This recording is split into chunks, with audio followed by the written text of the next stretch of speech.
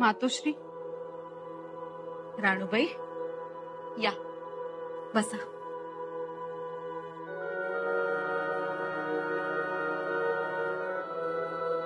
राणूबाई तुम्हीही नमस्कार करू.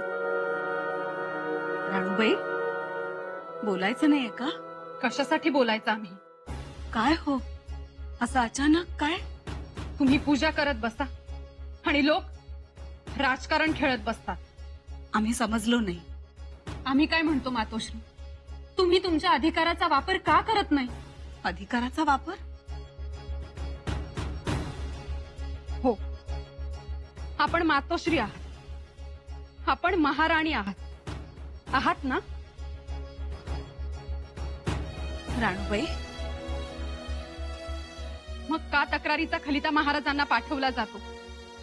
तुमच्या देखत राज सदरेची मोहर उठवून थोरल्या मातोश्री स्वतःचा दस्तूर देऊन पाठवतो आणि तुम्ही त्यांना तो पाठवू देता का? अडवलं नाही तुम्ही त्यांना? अडवलं नाही? हो, खरं खोटं केल्याशिवाय, शहानिशा केल्याशिवाय खलिता जाऊच कसा दिला तुम्ही? त्यात थोडी गफलत शंभूराजांचीही आहे. दादासाहेबांची गफलत? शक्यच नाही. त्यांनी खलित्याला जबाब देण्यास आम्ही बांधील नाही असं उत्तर पाठवलं. मातोश्री चिडले असतील ते, परंतु खुलासा तर करायला हवा होता त्यांनी, आणि तोही थोरल्या बाईसाहेबांनी मागितला होता. मातोश्री, मुळातच खुलासा मागणं हे चुकीचं. त्यांच्यावरचे आरोपही चुकीचे. त्यांनी सारा माफी केली, त्याचा बभरा केला, तेही गलत. युवराज म्हणून त्यांनाही काही अधिकार आहेत हे कोणी विसरू नये. आणि महत्वाची बाब म्हणजे शहानिशा करायला हवी होती.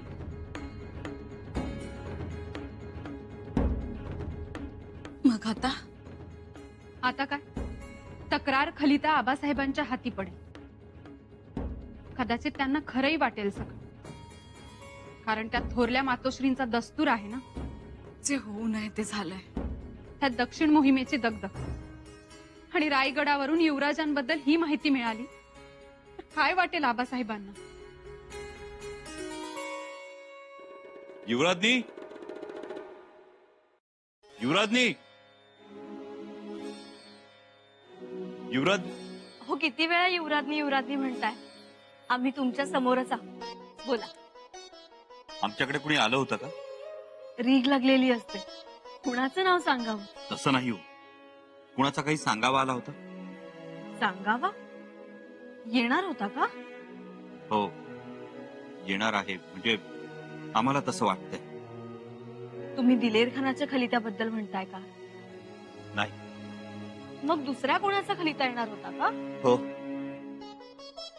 रायगडावरून काही खलिता काही सांगावा येणार आहे? नाही.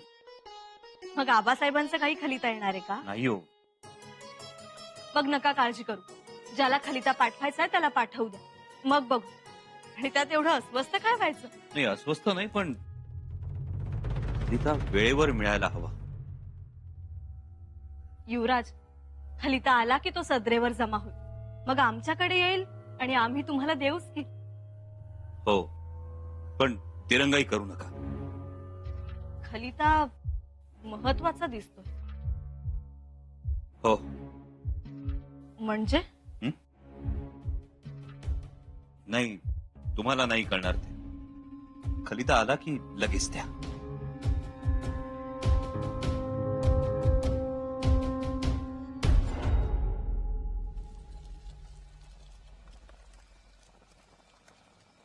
पंत, खबर समजली का? कोणती खबर?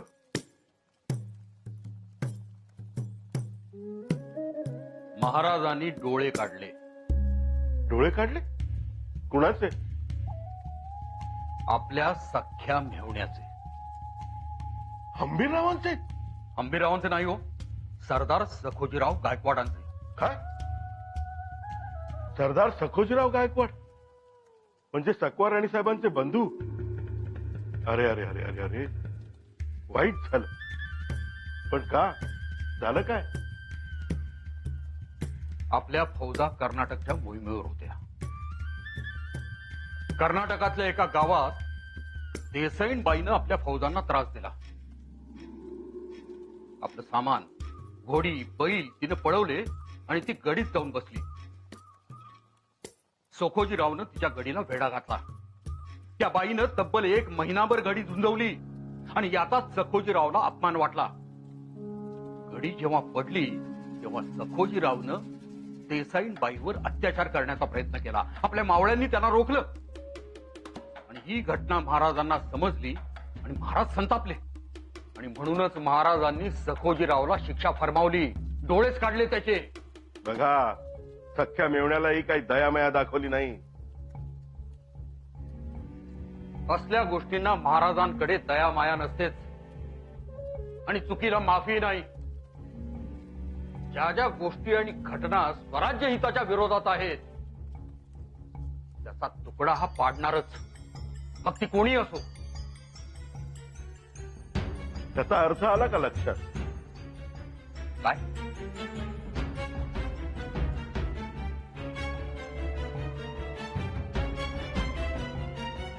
युवराजांची आता काही खैर नाही. आपण तक्रारींवर तक्रारी पाठवल्याच आहेत आणि बहिर्जी नायकांनी दिलेर खानाच्या खलिदाची खबर दिलीच असणार. हो, आणि बहिर्जींचे हेर तुम्हाला माहितीच आहे. सगळं कसं मनासारखं होतंय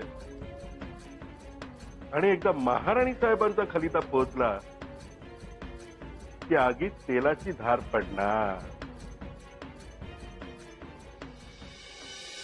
सखूजी गायकवाड आपलं मेवणं. तो विषय पुन्हा नको.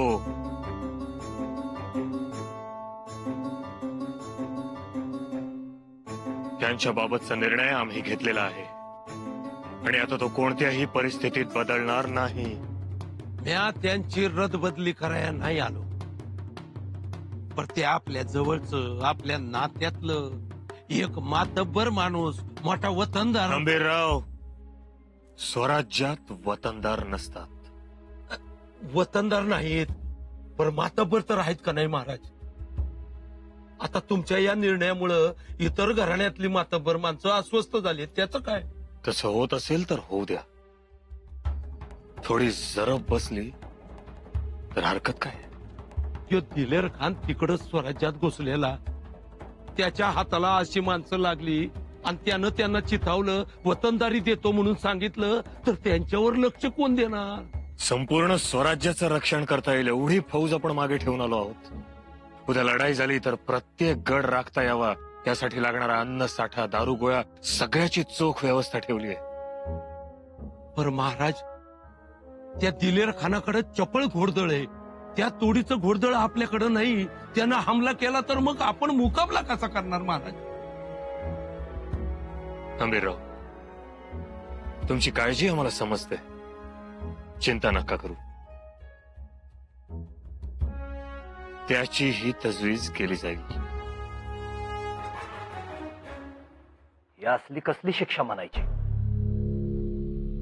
डोळं काढायचं, ते बी सख्या मेवण्याचं. गुन्ह्याला शिक्षा असते आणि हे सगळ्यांनाच ठाऊक आहे. कोणी नात्यांचा गैरवापर करणार असेल तर ते आपल्या आबासाहेबांना खपणार आहे का? तुम्हीच सांगा आम्हाला. अहो, पर आशानं नाती दुरावतील त्याचं काय? हे बघा, जे हाय ते हाय. दादासाहेब, स्वराज्यात नाती गोती गौण मांडतात आबासाहेब. स्वराज्यात रयतेचं हित पहिलं आणि हे सगळ्यांनाच ठावे आहे. मोठच्या लेकरालाच जिथं दयामाया नाही त्यालाच घरातनं हद्दपार केलंय, तिथे इतरांची काय कथा? रामासनी लई वाईट वाटलं. युवराजां दादासाहेब, युवराजांच्या बाबतीत ओम नमः शिवाय. बम बम भोले. जय हो शिवजी की. आदेश. धारात्या, कोणी साधू संन्यासी आलेत, त्यांना भिक्षा वाढ. भिक्षा नको माई, उपदेश आहे. शिवस्वरूप बाबांचा युवराजांसाठी. युवराजांसाठी उपदेश? होय, हे घ्या उपदेश पत्र. ह्यो शिवस्वरूप बाबा म्हणजे कोण? कोण आम्हालाही माहित नाही. तेच सांगतील ह्यो गायब झाला की बाबा? संन्यासी गायब? शिवस्वरूप बाबा यापूर्वी कधी रायगडावरून काही खलिता काही सांगावा येणार आहे? नाही. मग आबासाहेबांचं काही खलिता येणार आहे का? नाही हो. मग नका काळजी करू. ज्याला खलिता पाठवायचा आहे त्याला पाठवू द्या. युवराजांचंही काही कळत नाही आम्हाला. सकाळपासून कोणाची तरी वाट पाहत होते, पण कोणाची ते माहित नाही. कोणी पत्र खलिता पाठवला का याचीही चौकशी करत होते.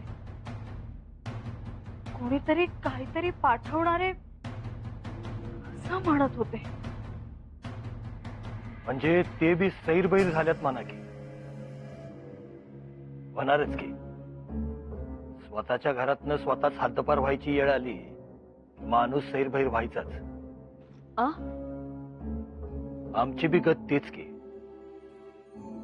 जे आपल्या हक्काचं ते आपल्या हातातनं आपल्याच नजरेसमोरनं निष्ठायला लागलं की माणसाचं डोकं फिरभिरतंय. दादासाहेब, आम्ही सुद्धा पहिल्यांदा या शिवस्वरूप बाबांचा छडा लावतो. लावा की, निवांतीनं लावा. बरं, आता आमासने आज्ञा द्या.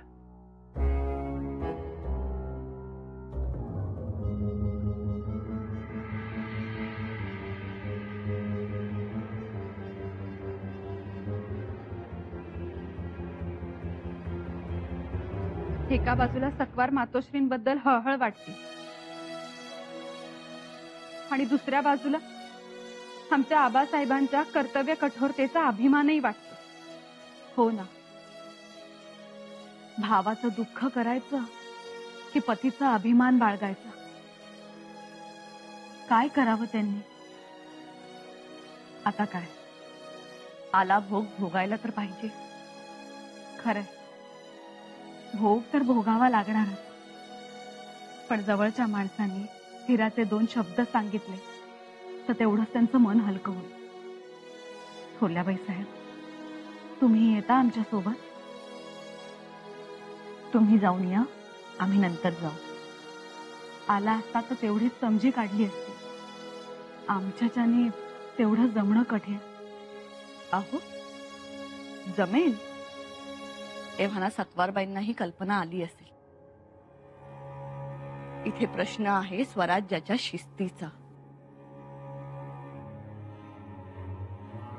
जो कोणी शिस्त मोडेल, महाराज त्यांची गय करणार नाहीत. हे तर सर्वजणच जाणतात. एक गोष्ट बोलू का? बोला.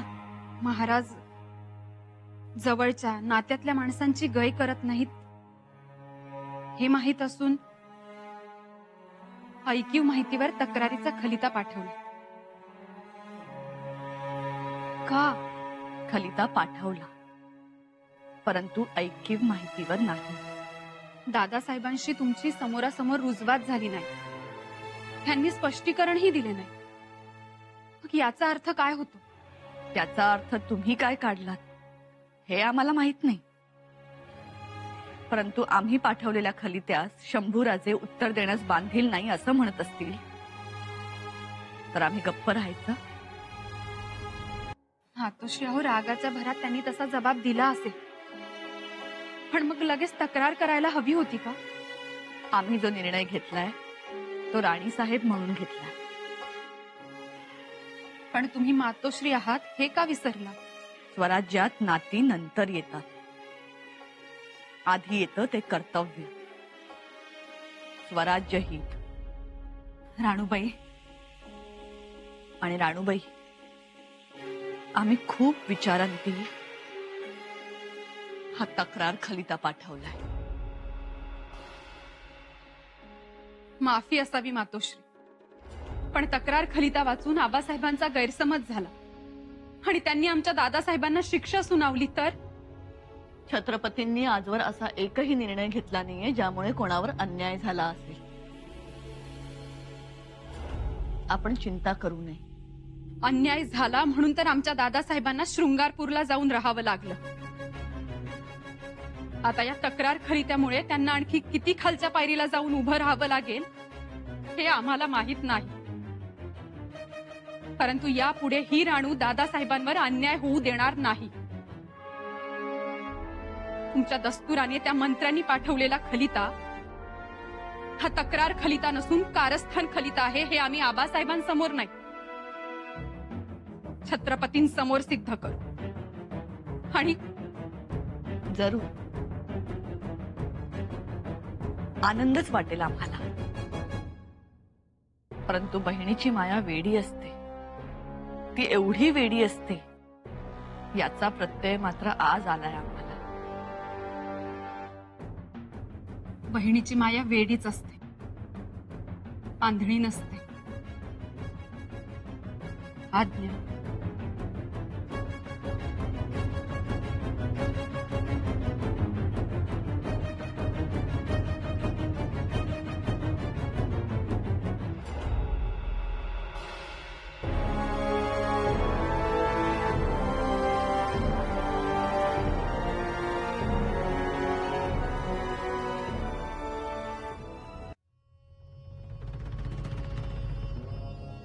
कुणाचा खलिता? शिवस्वरूप बाबांचा. मजकूर पाहिला आम्ही, पण काही लक्षात नाही आला आम्हाला. बघू. युवराज, खलिता खूप महत्वाचा आहे का? हो, महत्वाचाच आहे. म्हणून तर एवढी वाट पाहत होतो आम्ही.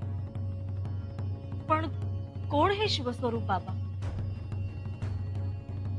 नाही म्हणजे कोणी योगी आहेत का? नंतर सांगतो. आम्ही आलोच. आम्हाला एकांत हवं. युवराज, तुमच्या असं वागण्याचा आम्हाला काहीच अर्थबोध होत नाही. कोण आहेत हे बाबा?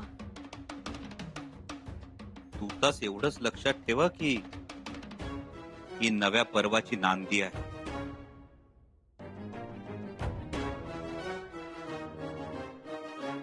शंभूराजे शृंगारपुरास गेल्यानंतर त्यांनी सारा वसुलीच्या बाबतीत सरकारी कामात हस्तक्षेप करून परस्पर निर्णय घेऊन सारा माफी दिली. त्याचा परिणाम स्वराज्य खजिन्यावर होतो आहे. दक्षिण मोहिमेबरोबरच आपले अनेक सरदार, अनेक फौजा ज्या आघाड्यांवर आहेत त्यास आम्ही रसद कशी पाठवावी? केलेले आदेश मागे घ्या म्हणून खलिते पाठवले तर त्यास उर्मट उत्तर दिली जात आहेत.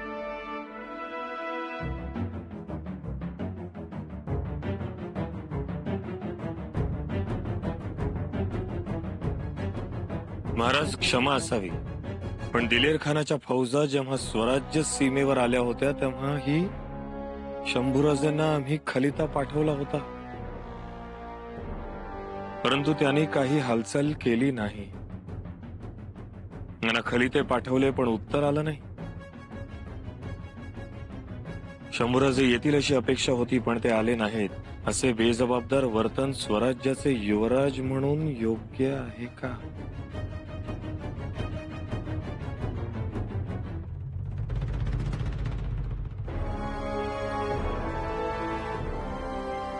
शंभूराजांचं हे असं वागणं स्वराज्याच्या हिताला बाधा आणणार आहे.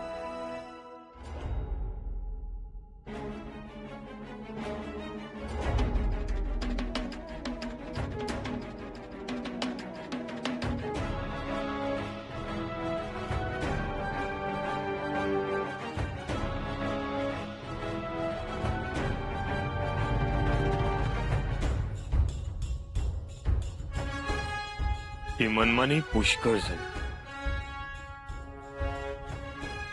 आता कान उघडणी केलीच पाहिजे.